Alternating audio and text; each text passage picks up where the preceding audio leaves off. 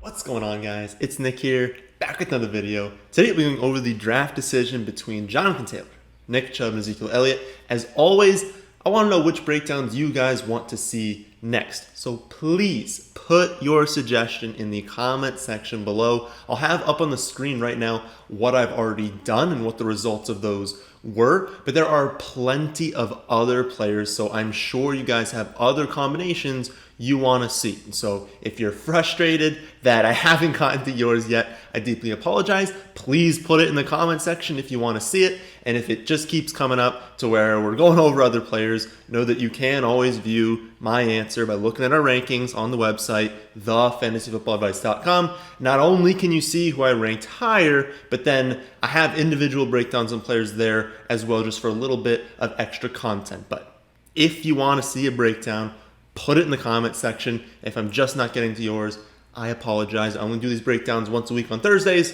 You can just look at the rankings if you really want to know. So let's start things off as usual. Today's stat of the day. Yesterday's stat was out of Amari Cooper, CeeDee Lamb, and Michael Gallup. Which one saw the biggest PPR points per game drop in games that Dak missed last season? And I asked for like percentage drop. So the answer is actually CeeDee Lamb. He dropped 31% in production. Cooper dropped 25%, and Gallup only dropped 9%.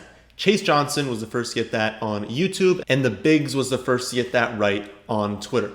Today's stat: there were only 7 players last season with more than 70% of their team's carries inside the 5-yard line. James Robinson, Josh Jacobs, Todd Gurley, Zeke, Kenyon Drake, Derrick Henry. And who was the 7th that had at least 70% of their team's carries inside the 5-yard line?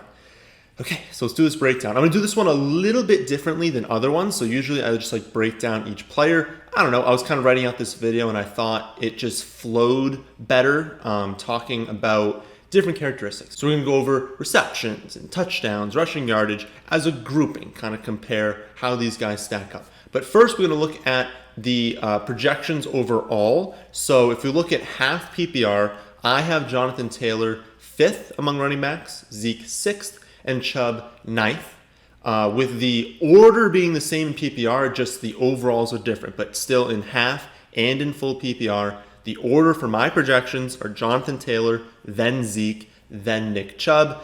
And it's worth noting that the gap between Taylor and Zeke is practically nothing. I believe it's like 1 point in, I don't remember if it's half or full PPR, but it's like 1 point in one of them and 4 or 5 points in the other one. Like they are virtually tied in projections, but Chubb does lag behind them. He's about 10 points back in half PPR and closer to 25 points back in full PPR. So why the difference? Well, it should be fairly obvious. It's the receptions, right? So we'll go over that one first. So Zeke, of course, has reception totals of 77, 54, 52 these last 3 years, compared to Chubb, who's had 20, 36, and then 16. So it's an average of 61 per year for Zeke and a total of 62 for Chubb's career. Now, some of that was due to injuries to start Chubb's career. Some of that was due to him not really having that full workload to begin his rookie season. But the fact is, Chubb had 18 targets last season and he only missed 4 games, right? Like that is not great. It is what is hurting his projection. As for Taylor, he caught 36 of 39 targets last season, even with Hines healthy basically all the year. And so I think there's room to grow there. He certainly was not getting a full snap share to start the season. I mean, he only played on more than 60% of the snaps in 3 out of 16 weeks, even if you include the playoffs. And this is going to be a huge theme throughout this video, if we're expecting Jonathan Taylor to see more snaps than he did last season, that's just going to lead to more time on the field, which leads to more opportunities for targets. Could he see more snaps and fewer targets? Yes, but it's unlikely, right? So if he's out there for 65, 70% of the snaps instead of playing, closer to like 45 to 55% last season, that's just more opportunities to get targets. It could go down. You could get unlucky, but on average, you would expect the targets to increase if he's on the field more. I will say that I have the least amount of confidence in Jonathan Taylor's reception totals, I can feel pretty confident saying that the order for these three will be Zeke, then Taylor, then Chubb. But Taylor could have anywhere between like 25 and 55 receptions, and I wouldn't be all that surprised. Like, those are probably the low end and the high end, but that's a huge range. Whereas, I mean, I don't think the range is all that big for Nick Chubb. We kind of know where he's going to be with receptions, assuming Kareem Hunt doesn't get injured. But for this, I'm just going to assume that no backups get hurt, right? Because obviously, for Jonathan Taylor, if Hines and Mack both go down, well, yeah, he's getting all the snaps, he's dominating, probably wins from these guys. If Kareem Hunt goes down, well, now Chubb is much more valuable. But for this breakdown, we should just assume that everyone stays healthy. So the second thing I want to go over is the touchdowns. And honestly, all these guys are studs. I don't really think much should like separate them. They're all just like the very clear goal line back for their team. No one is getting replaced at the goal line. Maybe you could argue that Chubb has a little bit less value in this area just because they are willing to use Hunt at the goal line. Like, if Hunt just happens to be on the field, because they kind of do splits, right? So they'll bring Kareem Hunt in for maybe a drive, maybe like a portion of a drive, and if he just happens to still be on the field when they get to the red zone, they're not just pulling him off the field to throw in Nick Chubb. Like, they'll keep Kareem Hunt on the field. That's not as much the case for like the Colts. If the Colts get really close to the goal line, Jonathan Taylor is probably going in there. For Dallas, if they get close to the goal line and like Tony Pollard's on the field, it's more likely they bring in Zeke than if the Browns were close to the goal line bringing in Chubb. So I hope that makes sense. It's just that it's certainly possible that Chubb gets more unlucky with touchdowns than these other two. If we look at what they've done so far in their career, it kind of mirrors this. I mean, over Zeke's career, he's averaged 13.4 touchdowns per 17 weeks. Chubb has averaged about 2 less, 11.6 per 17 weeks. And then we see last season through 15 weeks, Jonathan Taylor had 12 touchdowns, operating not as the lead back for all the season, but I think that's kind of thrown out with the touchdowns because he was a little bit lucky to close the season. So yes, he should see more work than he did to start last year, but he was getting so lucky with touchdowns to end the season that for me it kind of evens out. I think on average, last season, he should have scored about 12 touchdowns. I don't think he was lucky or unlucky. So that's kind of just how I view the rankings. I do think that Zeke, number one in touchdowns, on the best offense of these guys, still the goal line back, probably on average scores maybe one more touchdown than these guys. And then it'd be Chubb and Taylor pretty much tied, pretty much on even levels. But we're not really viewing touchdowns as like a huge differentiator here. Again, maybe Zeke scores a few more, but they should be on average very, very close. The final category, before we go over more like qualitative things, is rushing yardage. So Zeke has a career average of 90 rushing yards per game. And while that did drop last season, the offense took such a step back when Dak went down that I can't really fault Zeke. Like, no defense was scared of their passing attack, which is crazy because that's what we fear from this offense. I mean, when you have Dak, Cooper, Lamb, Gallup, oh my goodness, you're terrified. You're terrified of that passing game.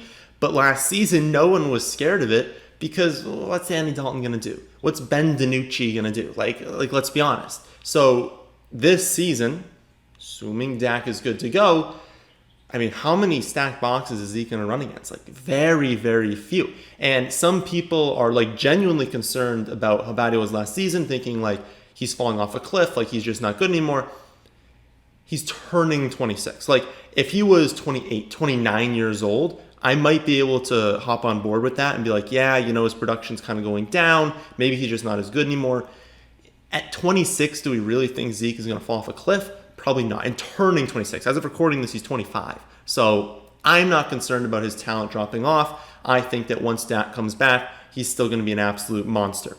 Looking at Chubb, he's been right around that 90 rushing yards per game mark that Zeke's been at for at least for these last 2 seasons when he's kind of been used more. Talking about Chubb there, of course.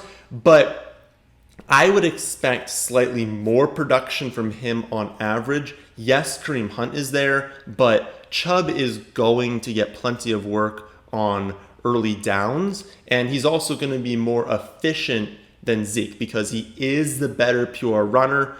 He's a top 3 pure just running back.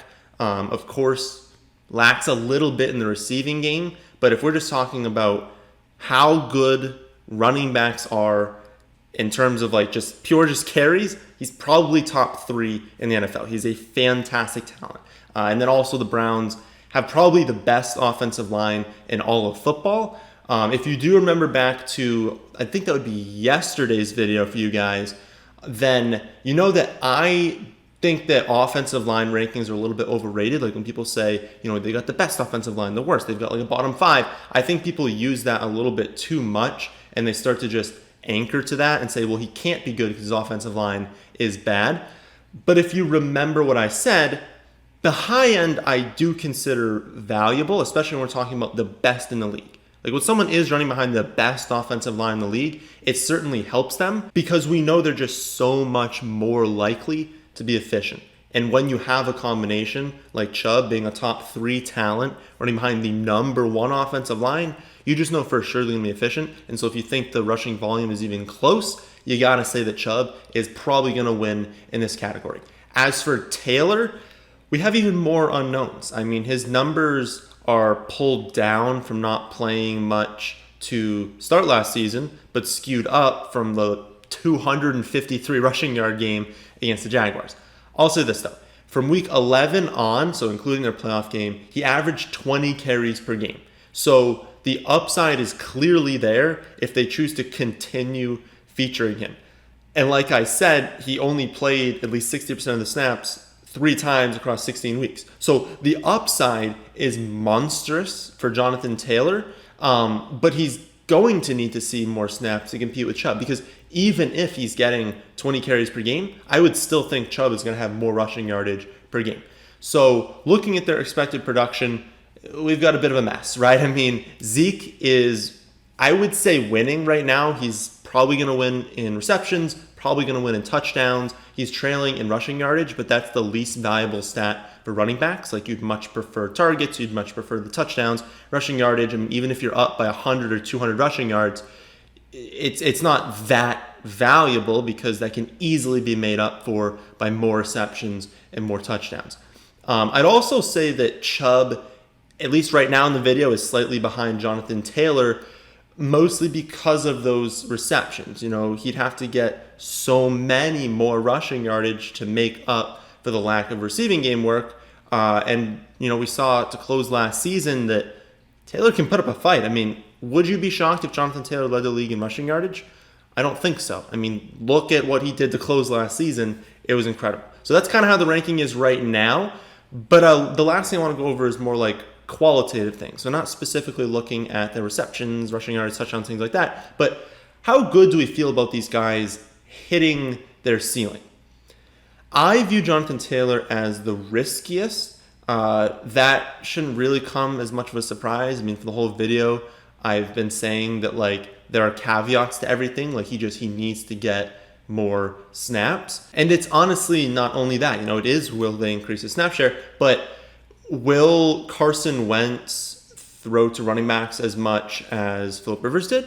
I don't know. Will he be as efficient as Rivers was?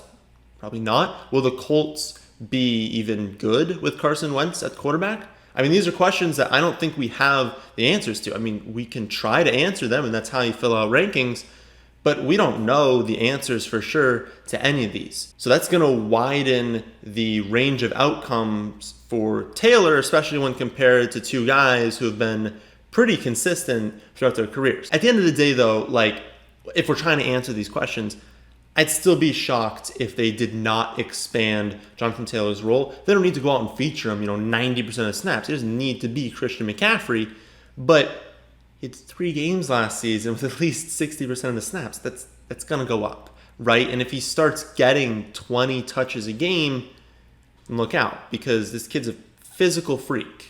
And we saw what he could do to close last season from week 11 on. 90 rushing yards, 91 rushing yards, 150 and 2 scores, 83 and a score, 74 and 2 scores, 253 and 2 scores, and then 78 and a score. He could lead the league in rushing yardage and rushing touchdowns and add in receptions. Okay, so the upside is unreal. I'm not saying he's going to do that. It's clearly in his range of outcomes. And we talk about the Browns having the best offensive line in football. I mean, PFF has the Colts projected for the second best, okay? So his offensive line is also really good. So you can't even really use that as a differentiator for Chubb. And it's not like they're just going to completely abandon him, right? Like, you can say that he's like risky. You don't really know if they're going to give him more work. But okay, worst case scenario, he performs like he did as a rookie, getting not that much of a snap share, and he repeats as the running back 9 in points per game.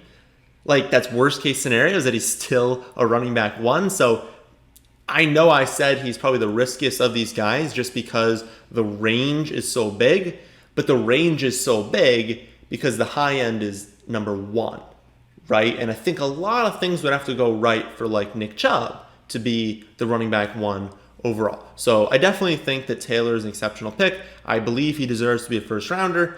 As for Ezekiel Elliott, I think the projections are spot on, and that, it's very, very close between Zeke and Jonathan Taylor. This will be a top 5 offense. I think that Dallas is going to force feed Zeke probably more than they should. It's just what they do. His only risk factor is Dak Prescott, right? Like, is he going to be healthy to start the season? As of right now, looks like he's going to be, but if that changes, obviously we need to revisit every single take on Dallas players because they're not going to be as good with backup quarterbacks. As far as ranking him and Jonathan Taylor, I think it comes down to one question. And it's the question I've been posing this entire video. If you think they keep Taylor's role exactly the same as last season, draft Ezekiel Elliott ahead of him. If you think that Jonathan Taylor gets about 65 to 70% of the snaps, which is not a crazy amount, I think you have to take Jonathan Taylor right ahead of Zeke. My answer to that is yes. I think they're going to give him more work. I think he's going to be incredible. And so I am going to rank Jonathan Taylor ahead of Ezekiel Elliott. As far as Chubb is concerned, he's an absolute stud and could legitimately and should be one of the favorites to lead the league in rushing yardage. But the limited role in the receiving game hurts him, and it also makes him a little bit game script dependent. So I haven't talked about this yet, but if we look at last season, Chubb had 15.25 touches per game in losses and 19.8 touches per game in wins. That's a big difference, and it's a large drop-off if we think that maybe they won't be as good as last season. Now, I think they're still going to be good, but they had a pretty good year last season. If they lose a few more games, it's going to hurt. And they have Kareem Hunt just waiting there to take the passing down snaps in games that they're trailing. And if you look at Taylor last season, I mean, a lot of people could argue, well, okay, he had the drop-off as well, but a lot of that drop-off is skewed by that early season when they weren't using him as much. If we look at, week 11 on, close the season, they had 2 losses. One of them he had 18 touches. One of them he had 23 touches. So when they were actually using him, he didn't see a very big drop-off. Now, again, it comes down to that answer. It really, really does. If you think that they keep his role the same as last season, then Jonathan Taylor is also going to be very game script dependent. Zeke first, and then you could argue that Chubb would go ahead of Jonathan Taylor. But at the end of the day, I still think that they're going to give Jonathan Taylor a big workload, expand his role. So I'm doing Taylor first, then Zeke, then Nick Chubb, just because of those receptions. That's what's great about fantasy. If you disagree with me, just swap them in the rankings and move on. It's got to come down to what you believe is going to happen. And of course, these could change. If we get more news out of camp that is concerning for Jonathan Taylor in this area, well, then I'll adjust the rankings. So if you always want to keep up to date on my take on every single player, along with the rankings and projections as they change, you can check that out at our website, thefantasyfootballadvice.com. That, my friends, is the end of this one. Hope you all enjoy. If you did, then how about hitting that like button? And how about subscribing to the channel if you're new here? Thanks for watching.